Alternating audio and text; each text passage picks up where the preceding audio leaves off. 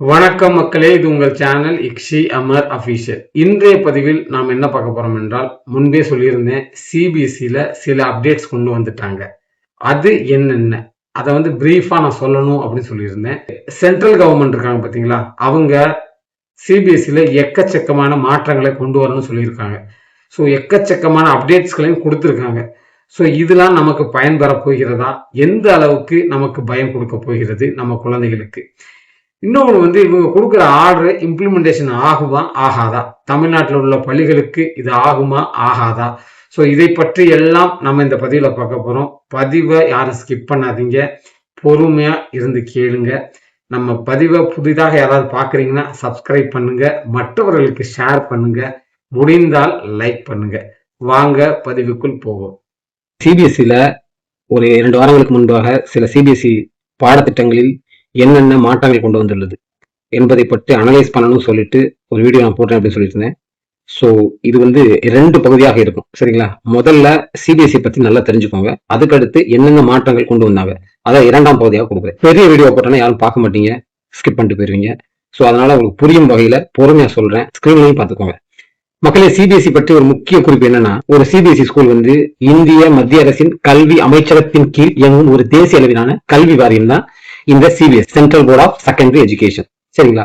இதுல இந்த பாடத்திட்டத்துல முக்கியமாக NCERT, National Council of Education Research and Training, இந்த பாட புத்தகத்தின் அடிப்படையில் தான் உங்களுக்கு பாடம் கற்பிக்கப்படுகிறது. இதுல என்னென்ன லாங்குவேஜ் கொடுக்குறாங்கன்னா, பயிற்று மொழி பொதுவாக ஆங்கிலம் அல்லது ஹிந்தி, மேக்சிமம் ஆங்கிலம் தான் ஒரு சப்ஜெக்டோ 2 சப்ஜெக்டோ ஹிந்தியா இருக்கும், சரிங்களா? சிபிஎஸ்சி 2 இடத்துல ஒரு போர்டு எக்ஸாம் கண்டக்ட் பண்றாங்க.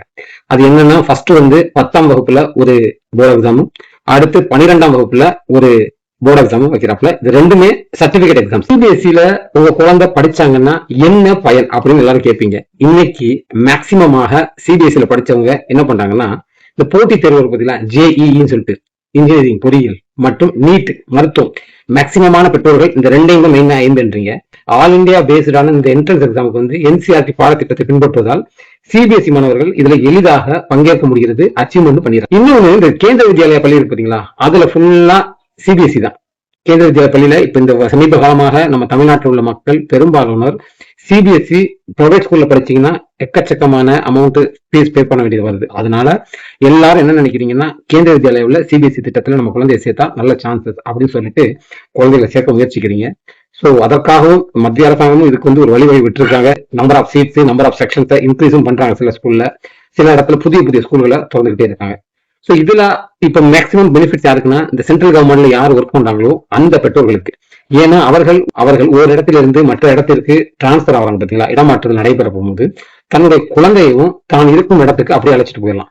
ஸோ எப்படி உங்க குழந்தை எந்த இயர் எந்த மந்த்ல படிச்சுட்டு இருக்காங்களோ, ஸோ அதே குழந்தை அதே இயர்ல வேற ஒரு ஸ்கூல்ல வேற ஒரு கிளாஸ்ல அதே இடத்துல இருந்து படிக்க ஆரம்பிப்பாங்க. ஏன்னா ஆல் இந்தியா பேஸ்ல கேந்திர வித்யாலயாவில் நடத்தப்படுகின்ற சிலபஸ் இருக்கு பார்த்தீங்களா, இது A to Z ஒண்ணுதான். 1ஆம் கிளாஸா இருந்தாலும் சரி, இது 12ஆம் கிளாஸா இருந்தாலும் சரி, இன்னைக்குன்னு போனீங்கன்னா இந்த சப்ஜெக்ட் தான் நடத்தப்படும்னா அதே தான் அடுத்த ஸ்கூல்லையும் வேற ஸ்கூல்லையும் வேற மாநிலத்திலையும் ஒரே சிலபஸ் தான் நடத்தப்படும். அந்த பாடத்திட்டத்தை மாற்றி அமைக்கப்பட மாட்டாது.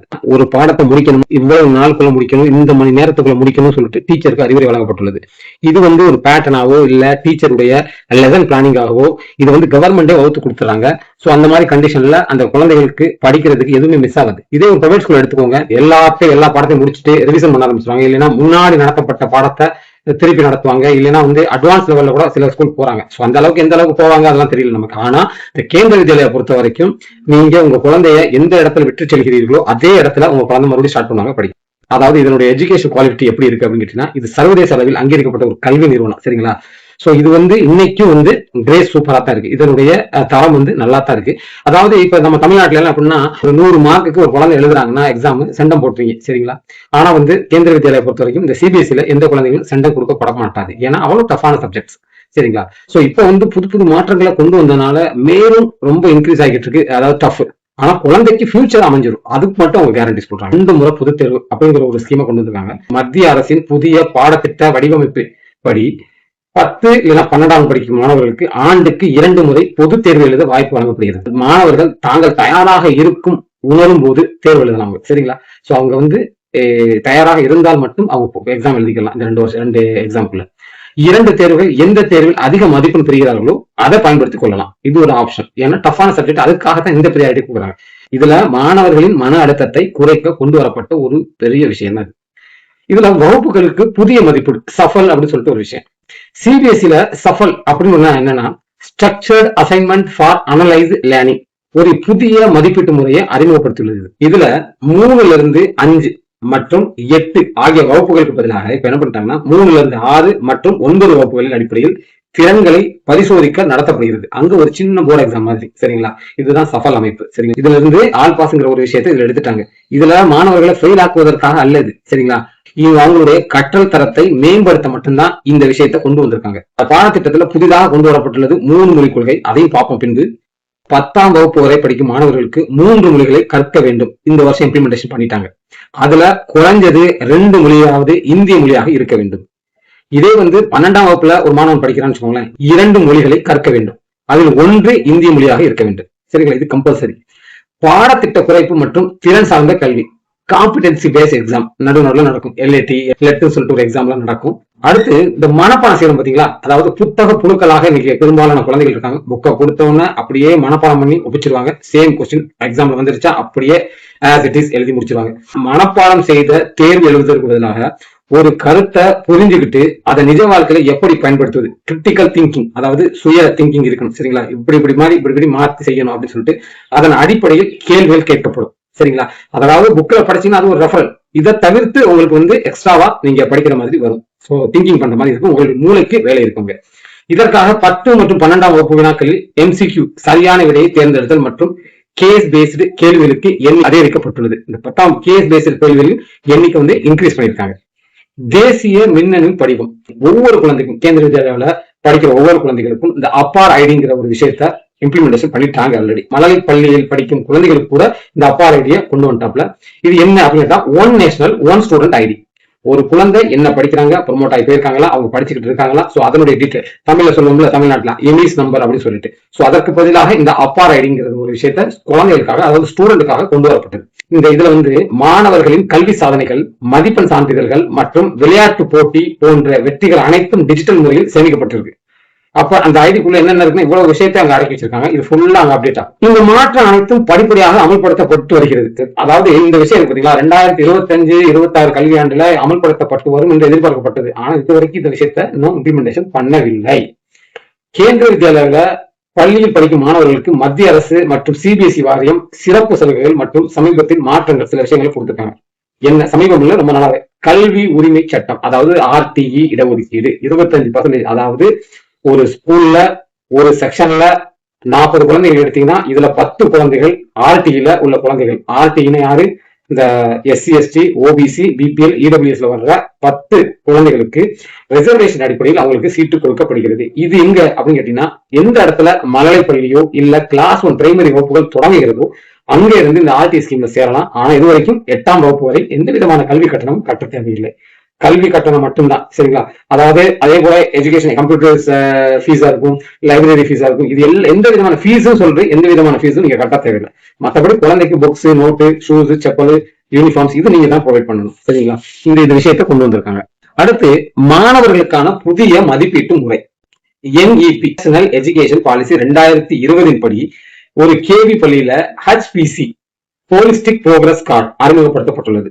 இது என்னன்னு எல்லாரும் கேட்பீங்க. ஹோலிஸ்டிக் என்னன்னா, முன்னாடி எல்லாம் மார்க் போட்டு பர்சன்டேஜ் கொடுத்துருந்தேன். இப்பெல்லாம் கிரேட் போட ஆரம்பிச்சிட்டாங்க. ஒரு குழந்தை இவ்வளவு மார்க் எடுத்தா A+, இது கொஞ்சம் குறைவா எடுத்தா A, அடுத்து அது கீழே இருந்தா B+, அது குறைவா இருந்தா B, அது குறைவா இருந்தா C+, அது குறைவா இருந்தா C, அது குறைவா இருந்தா D. அந்த மாதிரி ஒரு வித்தியாசத்தை கொடுத்துட்டாங்க. இதுல மார்க்குங்கிற ஒரு விஷயம் டிபெண்ட் பண்ணாதுங்க.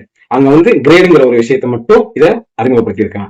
ஓகே, இதுல அடுத்து இதில் ஆசிரியர்கள் மட்டுமல்ல மாணவர்களும் தங்களை தாங்களே மதிப்பிடலாம். Self assessment. இந்த விஷயத்துல செல்ஃப் அசஸ்மெண்ட் நம்ம என்ன அளவுக்கு எலிஜிபிலிட்டி இருக்கும் அப்படின்னு சொல்லிட்டு சக மாணவர்கள், அதாவது ப்ரீ அசஸ்மெண்ட், ஒரு மாணவரின் திறமையை பற்றி கருத்து தெரிவிக்கலாம் நீங்க. சரிங்களா? அதற்கும் இதுக்கு வழிவகை பண்ணியிருக்கு. இது வெறும் மார்க் அது மட்டுமல்ல, குழந்தைகளின் ஆளுமை திறனை படம் பிடித்து காட்டும் ஒரு வரைபடம். சரிங்களா? அடுத்து டிஜிட்டல் கற்றல் வசதிகள். எங்கன்னா கேந்திர வித்யாலய பள்ளியில கம்ப்யூட்டர் லேப் மற்றும் ஸ்மார்ட் கிளாஸஸ் வசதி மேம்படுத்தப்பட்டுள்ளது. நீங்க பார்த்திருப்பீங்க, சில ஸ்கூல்ல போய் பார்த்திருப்பீங்களா தெரியல. கேந்திர வித்யாலயக்குள்ள போனீங்கன்னா அங்க கம்ப்யூட்டர் லேபா இருந்தாலும் சரி, இந்த ஸ்கூல் இருக்கு பாத்தீங்களா, ஸ்கூல்ல உள்ள கிளாஸ் ரூம்ஸ்ல ஸ்மார்ட் கிளாஸஸ் நடத்தப்படுகிறது. ஸ்மார்ட் கிளாஸஸ் என்னன்னா டிஜிட்டல் போர்டு இருக்கும், சரிங்களா? குழந்தைகளுக்கு வாய் வழியாகவும் நடத்தப்படும், எழுத்து வழியாகவும் நடத்தப்படும். அடுத்து ஒரு வீடியோ மூலமாகவும் அந்த குழந்தைகளுக்கு புரியும் வகையில் கற்பிக்கப்படுகிறது. இந்த திட்டத்தின் கீழ் தேர்ந்தெடுக்கப்பட்ட கேவி பள்ளிகள் அதிநவீன வசதிகளை கூடிய மாதிரி பள்ளிகளாக மாற்றப்பட்டு வருகின்றன. இப்ப எல்லாம் இம்ப்ளிமெண்டேஷன் பண்ணிட்டாங்க. மேக்ஸிமம் ஸ்கூல்ல வந்துருச்சு, ஒரு சில ஸ்கூல்ல வராம இருக்கலாம். அது எந்த ஸ்கூல்னா புதிதாக எதாவது தொடங்கியிருந்தாங்கன்னா அந்த ஸ்கூல்ல. தற்போது கேந்திர வித்யாலயா பள்ளியில் அட்மிஷன் முறை பெரும்பாலும் ஆன்லைன் மூலமாக நடைபெறுகிறது. இதுல மத்திய அரசு குழந்தைகளுக்கு முன்னுரிமை வழங்கப்பட்டாலும் காலியாக உள்ள இடங்கள்ல பொதுமக்கள் விண்ணப்பிக்கலாம். இங்க சரிங்களா? குழந்தைய கேந்திர வித்யாலயால படிக்க வைக்கிறீங்க அப்படின்னா, இல்ல சேர்க்க திட்டமிடுறீங்கன்னா ஒரு சில குறிப்பிட்ட வகுப்பு அல்லது அட்மிஷன் பற்றி உங்களுக்கு தெரிஞ்சிருக்க வேண்டும். அதாவது மிக முக்கியமான மாற்றமான ஒவ்வொரு செக்ஷன்லையும் மாணவர்கள் எண்ணிக்கை படிப்படியாக குறையப்பட்டு வருகிறது. 2026-27 கல்வியாண்டில் 1, 2 மற்றும் 3ஆம் வகுப்புகளுக்கு ஒரு செக்ஷன் அதிகபட்சம் 40 மாணவர்கள் மட்டுமே அனுமதிக்கப்படுகிறார்கள். சரிங்களா? ஒரு செக்ஷனுக்கு 1, 2, 3ல ஒரே ஒரு செக்ஷன்னா அதுல 40 மாணவர்கள், அதிகமான மாணவர்கள் அங்க சேர்த்துக் கொள்ளப்பட மாட்டார். ஒரு ஆசிரியர் ஒவ்வொரு மாணவர் மீதும் தனிப்பட்ட கவனம் செலுத்த இது உதவுதுன்னு சொல்லுங்க. குழந்தைக்கு 31 மார்ச் 2026 இல்ல வருகின்ற ஆண்டு 2027 கூட இருக்கலாம். சோ அந்த ஆண்டுல உங்க குழந்தை பிறந்திருந்தால் 6 வயசு பூர்த்தி ஆயிருந்தா அந்த குழந்தை 1ஆம் கிளாஸ்ல நீங்க சேர்த்துக் கொள்ளலாம். சரிங்களா? அதுதான் மெயின் எலிஜிபிலிட்டி. பால்வாட்டிகா 1க்கு 3 முதல் 4 வயது, அதாவது 4 வயதை கிராஸ் ஆயிடக்கூடாது. இது எப்பன்னா 31 மார்ச் 2000. அதே போல பால்வாட்டிகா 2க்கு 4 வயது முடிஞ்சிருக்கணும், 5 வயது குறைவா இருக்கணும். பால்வாட்டிகா 3க்கு 5 வயது கம்ப்ளீட் ஆயிருக்கணும், 6 வயது குறைவா இருக்கணும். சோ இந்த மாதிரி கண்டிஷன்ல தான் குழந்தைகளுக்கு அட்மிஷன் கொடுக்க முடியும். இந்த மாதிரி கண்டிஷன் எங்கன்னா 31 மார்ச் 2026 இல்ல வருகின்ற வருஷம் 27 ஆகும். சோ அந்த தேதியில உங்க குழந்தைக்கு ஏஜ் பார்ப்பாங்க.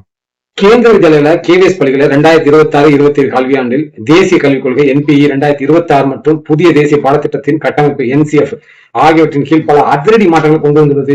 இவற்றின் முக்கியமான அம்சம் என்னன்னா 5-3-3-4 புதிய கல்வி அமைப்பு.